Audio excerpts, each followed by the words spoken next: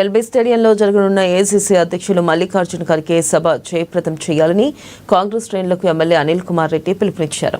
ఇక సభలో పాల్గొని ఖర్గే సలహాలు సూచనలు స్వీకరించాలని కార్యకర్తలకు సూచించారు.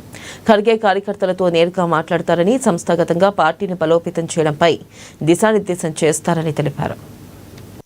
4వ తారీఖు నాడు హైదరాబాద్ ఎల్బీ స్టేడియంలో మరి కాంగ్రెస్ పార్టీ మీటింగ్ ఉండబోతుంది. దానికి మల్లికార్జున ఖార్గే గారు ఏఐసిసి అధ్యక్షులు వారు వస్తున్నారు.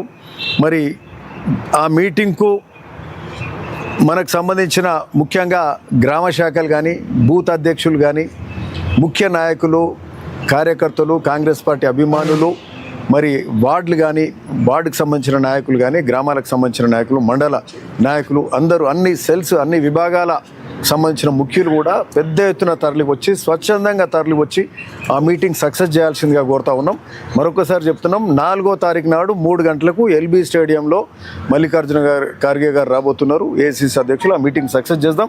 మీ అందరికీ కూడా తెలుసు, ఈరోజు కాంగ్రెస్ ప్రభుత్వం ఏర్పడ్డాక అనేక గొప్ప కార్యక్రమాలు జరుగుతూ ఉన్నాయి, అనేక సంక్షేమ కార్యక్రమాలు జరుగుతున్నాయి. సన్న బియ్యం ఇచ్చే కార్యక్రమం మొదలైంది, రేషన్ కార్డులలో కొత్త సభ్యులను చేర్చే కార్యక్రమం మొదలైంది. మరి అట్లనే కొత్త రేషన్ కార్డులు కూడా ఇంతకుముందే ఉత్తమ్ కుమార్ గారు కూడా అనౌన్స్ చేసినారు.